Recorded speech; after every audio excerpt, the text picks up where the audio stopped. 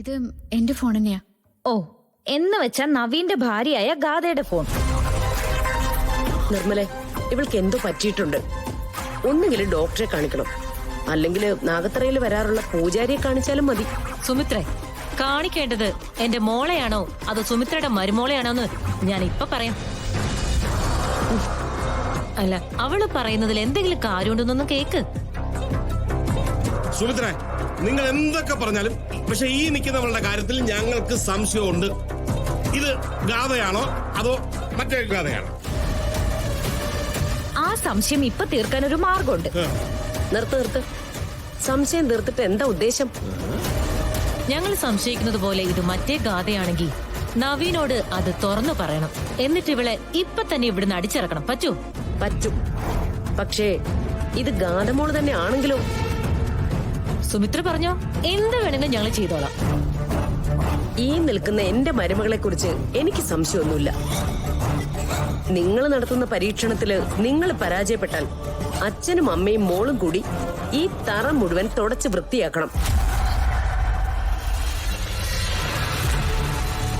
ഗാർഡനിലെ പുല്ല് മുഴുവനും ചെത്തണം.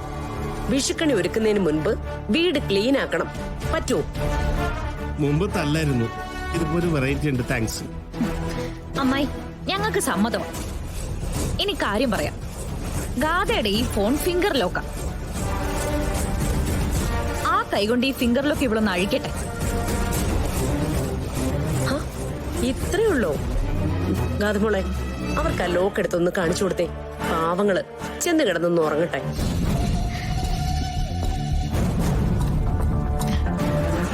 എനിക്കിങ്ങനെ ഇവരുടെ മുന്നിൽ തെളിയിക്കേണ്ട കാര്യമൊന്നുമില്ല.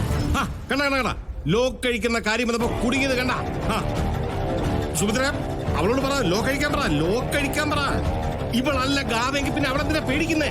എന്തിനാ പേടിക്കുന്നേ? ഫോണിങ്ങി തന്നെ മോളെ, ഇതിന്റെ ലോക്ക് എടുത്തേ. ലോക്ക് എടുക്ക്.